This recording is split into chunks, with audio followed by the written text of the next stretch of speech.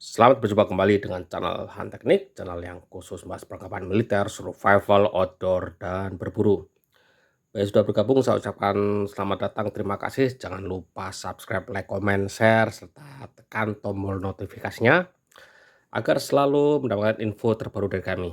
Nah, pada video kali ini kita akan membahas sebuah seragam TNI lagi. Kali ini adalah seragam terbaru yang digunakan oleh TNI.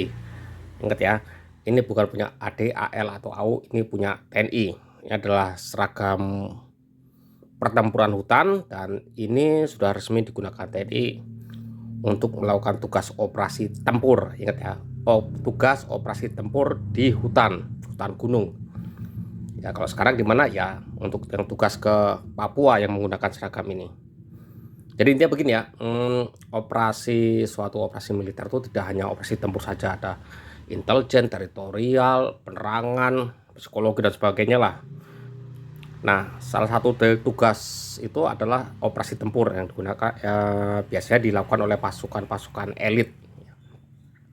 Pasukan itu melakukan, ya kalau istilahnya di pasukan itu apa ya, direct action ya. Pasukan melakukan direct action, melakukan tugas raid, penyergapan, dan sebagainya lah. Intinya menghancurkan musuh ya.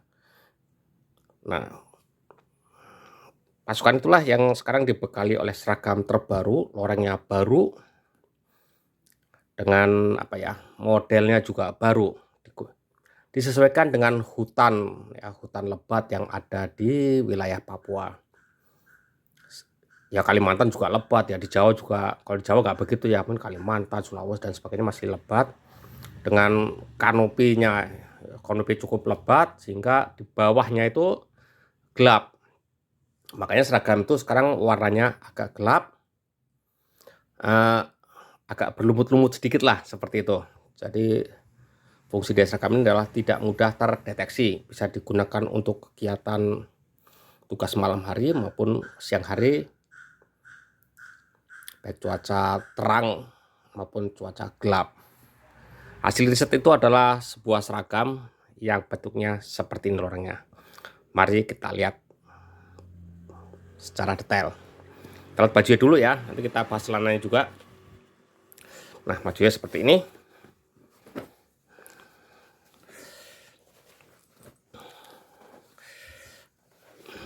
Bahannya ini agak beda dengan bahan yang biasanya. Ini agak gimana ya, agak lebih kaku, tapi ini agak berbulu ya, bukan berbulu, artinya seperti kayak wool begitu. Intinya dia kalau dipakai hangat, tapi dia bisa menyerap ya, bisa menyerap keringat, karena tahu sendiri di kita kelembabannya luar biasa. Model ripstop dalamnya sama, jadi kalau sobek tidak nyebar kemana-mana. Nah, bahannya seperti ini, ripstop. Nah, modelnya yang agak berbeda dengan PTL pada umumnya. Pertama dari motif lorengnya, tidak menyamping, tidak lebar model seperti loreng DPM, tapi model menjulur ke atas begini. Didominasi oleh warna gelap, tapi warna intinya di sini adalah warna hitam, hijau tua, hijau muda, coklat, dan sedikit warna terang. Artinya ini benar-benar untuk operasi di hutan yang rimbun lah, intinya seperti itu. Kita bisa lihat ya, polanya seperti ini. Ini bagus banget kalau memang masuk ke hutan-hutan ya, benar-benar tersamar. Nah, seperti ini, depan, belakang seperti ini. Nah, ini jelas yang di belakang ya, seperti ini, polanya seperti ini. Dia seluruh gitu ya, warnanya hijau tua, hijau muda, jadi kayak banyak warna lumutnya ya, warna lumut kayak warna pohon kayu ya, seperti itu. Keren. Ini kayak apa ya, kayak warna gelap ini kayak lorengnya tentara mana? Kalau NATO tuh Swedia yang lorengnya warnanya agak gelap-gelap begini nih. Model. Nah, model perbedaannya tidak ada kantung depan. Di sini tidak ada kantung. Di sini hanya ada velcro untuk menempelkan identitas nama saja. Ya. Ada velcro, tidak ada kancing. Resleting pun dia hanya sebatas sampai dada sini saja, jadi kayak kaos, model kaos BDU gitu ya. Dia hanya sampai sini, ke sininya tidak ada apa-apa, jadi model plong-plongan. Nah, plong-plongan begini. Jadi kalau pakai ini ya harus masuk dari kepala dulu ya, seperti itu. Oke, modelnya tidak ada kancing ya, tidak ada kancing, tidak ada kantong depan. Sebagai penggantinya apa? Penggantinya adalah kantong di samping kiri kanan di dekat tangan. Nah, di sini ada kantong untuk menempelkan pet satuan ya, atau bendera atau apa. Di sini ada kantong, kiri kanan ada semua. Yang kedua pada lengan. Nah, pada lengannya dikasih karet seperti ini. Nah, seperti karet ini. Kenapa kasih karet seperti ini? Ya supaya rapat ya, di hutan tahu sendiri, untuk menghindari serangga masuk ya, mengurangi serangga masuk atau ular atau masuk ke tangan sini. Jadi kalau pakai sarung tangan pakai ini benar-benar rapat. Kenapa nggak kasih kantong depan sih? Ya karena kantong depan tuh kalau pas tugas tempur gak ada gunanya juga ya. Kantong depan itu kan buat ngantongin apa juga, karena biasanya pakai rompi. Kalau udah pakai rompi ya mau ngantongin apa juga karena kehalang oleh rompi di depan. Jadi menghilangkan apa ya, yang tidak berguna lah. Kantong depan dianggap tidak berguna, dipindahkan ke samping. Nah, kemudian di pundak ini ada penebalan jahitan. Nah, seperti ini. Ini tidak ada pada yang lain ya. Nah, sebenarnya ada penebalan jahitan di sini. Nah, sampai kiri kanan ada. Nah, seperti ini.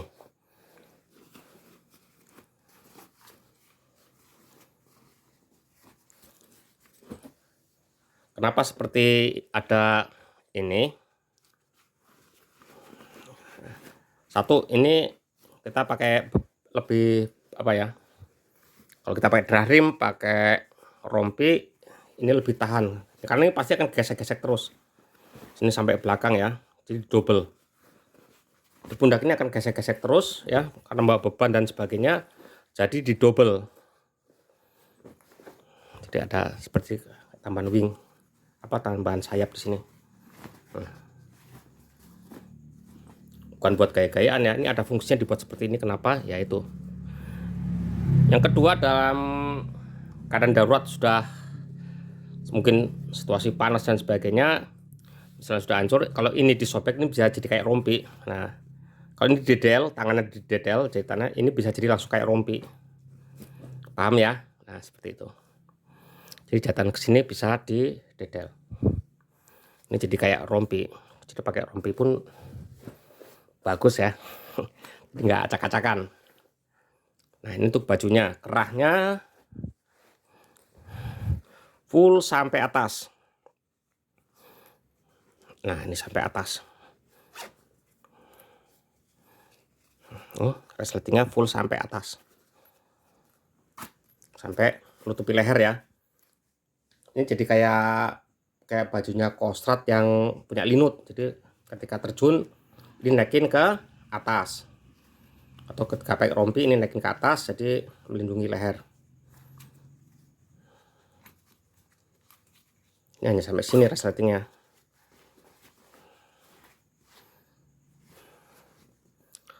TNI jatah 2025. Nah, yang paling baru nih. Seperti tahun 2025. Inilah seragamnya untuk pertempuran hutan. Nah, sekarang kita lihat celananya. Bajunya udah jelas ya. Sekarang kita lihat celananya.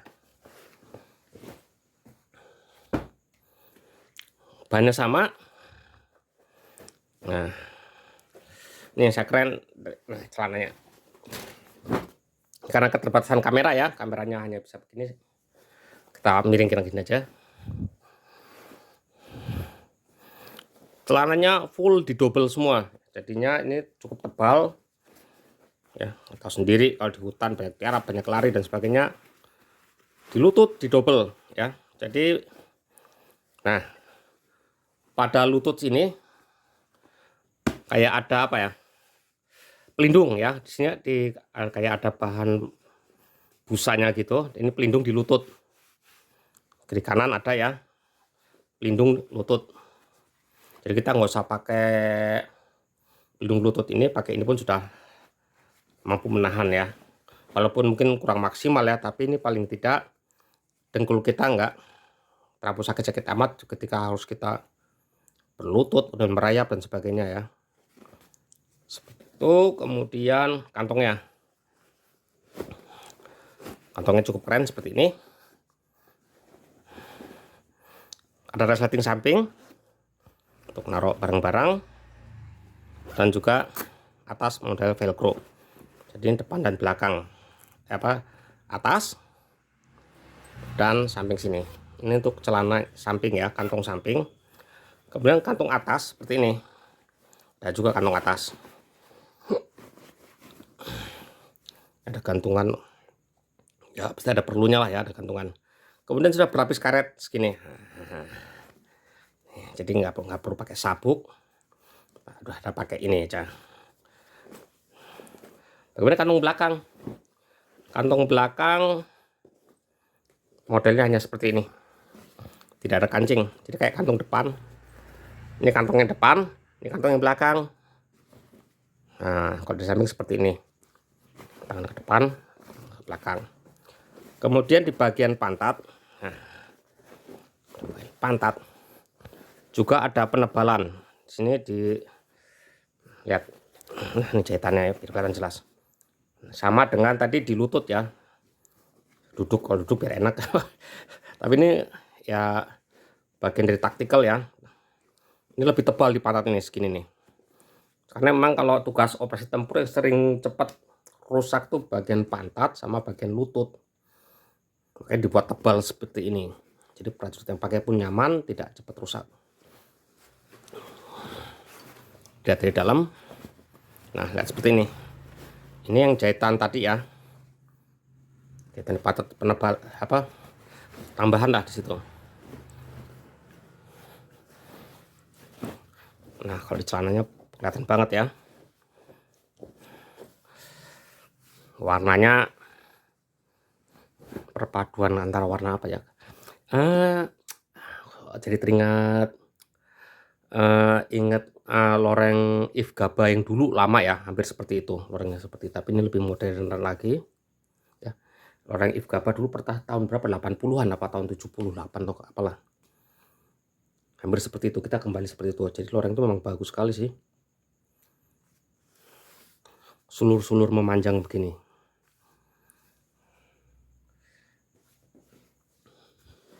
Sekarang ini laut litbang ya, laut litbang TNI dengan perguruan tinggi lah. Jadi mencari corak yang pas buat pertempuran di hutan. Ada didapatkan seperti ini. Kemudian juga fitur-fitur tambahannya sehingga paket ini dapat dipakai lama ya. Ingat, dipakai lama, jangka waktunya panjang, tidak sering nyuci, karena gimana mau nyuci pasukan bertempur di hutan yang pasukan direct action inilah kata bilang, yang melakukan aksi langsung ini ya selalu bergerak dengan senyap, jarang masuk base camp, di hutan terus berbulan-bulan. Makanya dikasih PDL yang mumpuni seperti ini, tidak gampang sobek, pemakaian mudah, nyucinya juga gampang. Kalau begini tidak takut kancingnya brodol, kemudian baju susah dipakai ya. Dengan begini prajurit akan mendapatkan efektivitas dalam pelaksanaan tugasnya. Oke, sekarang kita bandingkan loreng ini dengan loreng-loreng lain yang pernah digunakan oleh TNI, khususnya di TNI AD ya. Mari kita bandingkan. Baiklah, ini tadi yang loreng baru ini, loreng hutan. Kita bandingkan dengan yang gelap juga.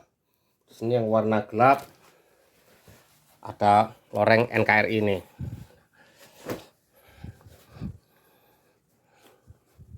Ini orang NKRI sekarang sudah tidak dipakai ya. Dulu dipakai sebagai loreng patra darat ini. Kemudian ada lagi loreng juga. Ini loreng pasukan rider. Hampir sama dengan loreng ini. Tapi sebenarnya ini adalah loreng Malvinas DPM itu, cuman motifnya dia motif pixel. Sama dengan loreng NKRI ini dia pixel, cuman ini lebih gelap. Cuman ada berapa warna nih? 4 warna ya. Hijau, coklat terang, dan hitam. Juga sama, cuman motifnya ini motif pixel.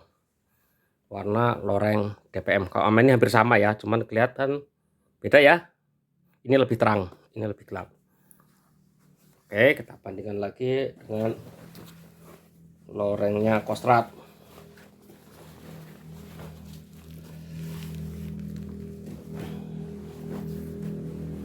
Nah, loreng Kostrad lebih terang. Nah, loreng Kostrad lebih terang ya, dia modelnya kayak multicam gitu.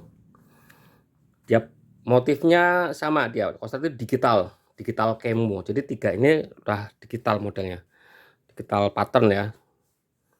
Ini warnanya hijaunya agak terang kayak hijau gurun gitu ya.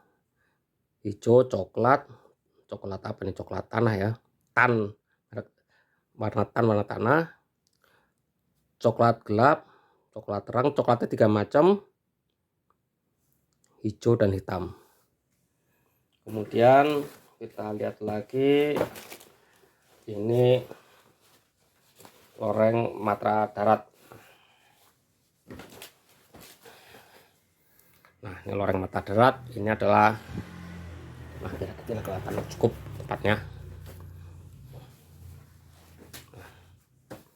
Ini loreng Matra Darat, ini multicam, menyamping ya, lorengnya menyamping kayak Tiger Strip waktu zaman perang Vietnam ya modelnya. Tapi ini kalau menurut saya nih dekat ke multicam.